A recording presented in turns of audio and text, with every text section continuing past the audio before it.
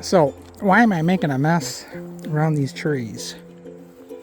Well, I walked over here and right at the trunk there, I took a picture, not a video. Saw the top of a tombstone poking out. And it looks like around this tree's has become like a garbage pile for old flowers and things. So in that pile there's some like things, grave decorations and stuff, so they just throw them in the pile along with some metal braces and stuff. This tree was growing up. I cut that tree down. It's over there. And then I got the tombstone out and carried it over here, put it on my tailgate.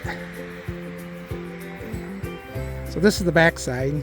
So I'm gonna clean that up and then flip it over, then we'll see who it belongs to.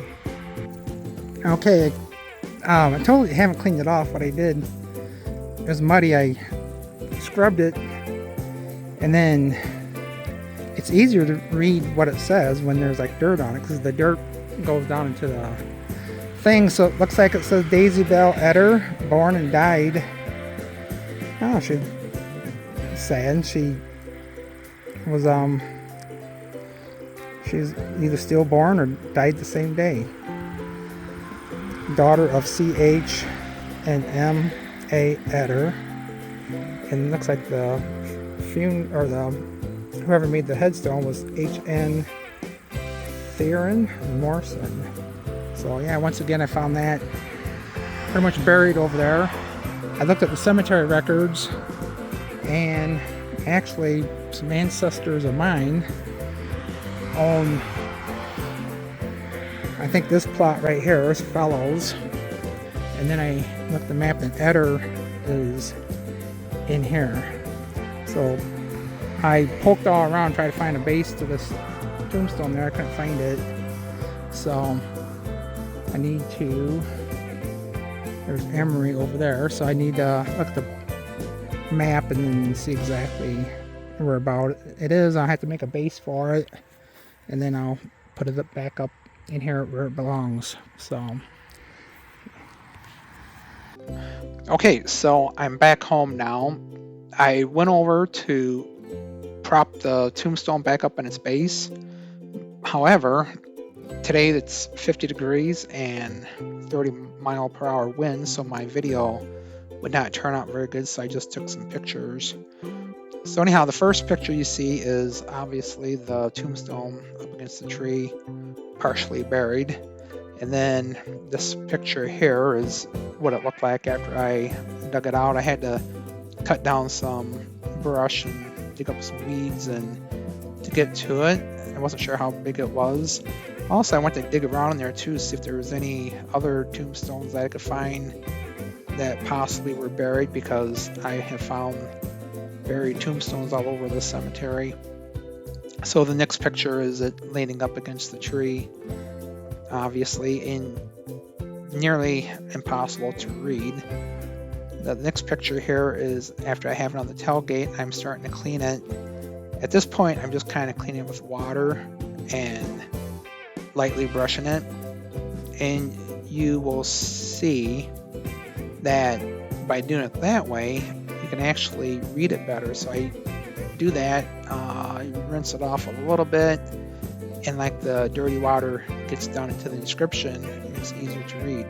Now, if the headstone is actually clean, I'll actually mix some mason sand with water and put on the tombstone like that, kind of use a brush and lightly brush it around, and then I'll rinse off the tombstone, and the sand, the grains of sand will settle down into the inscription, and it does the same thing as you see here, cleaning it a little bit more with D2 cleaner. And now we're getting to the pictures from today. The first thing I do is measure out the size of opening I need for the base. I made this base at home out of concrete. It took a couple of days for it to set up because it's colder now. In the summertime, I'm able to move these around the very next day. when it's colder, I gotta wait a few more days for it to make sure that it's not green still and doesn't break on me.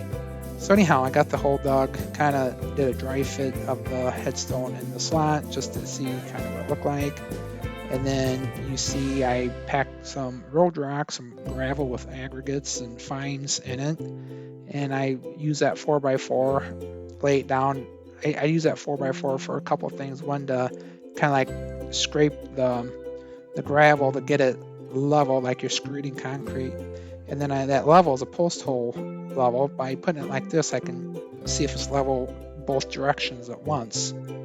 And then the last picture here is how it's kind of looking when it's set up. Now, typically I'll have a tarp or something to put the dirt on, but the ground in this area, there's a lot of little divots and holes and some different things.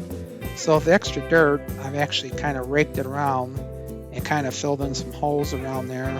And this is late fall, so in the spring the grass will grow back up and fill that up, and you won't see that dirt there.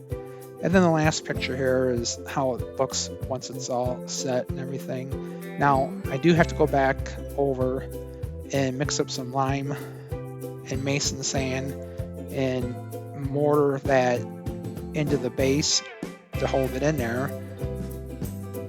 And I didn't do that today because it's, like I said, it was super windy and kind of cold. So I'll do that in a couple days. It's supposed to warm up to like 60 and not be windy. And then also it's supposed to freeze perhaps the next day or two. So I want to do that when it's going to be above freezing for maybe a week or so, just to be on the safe side.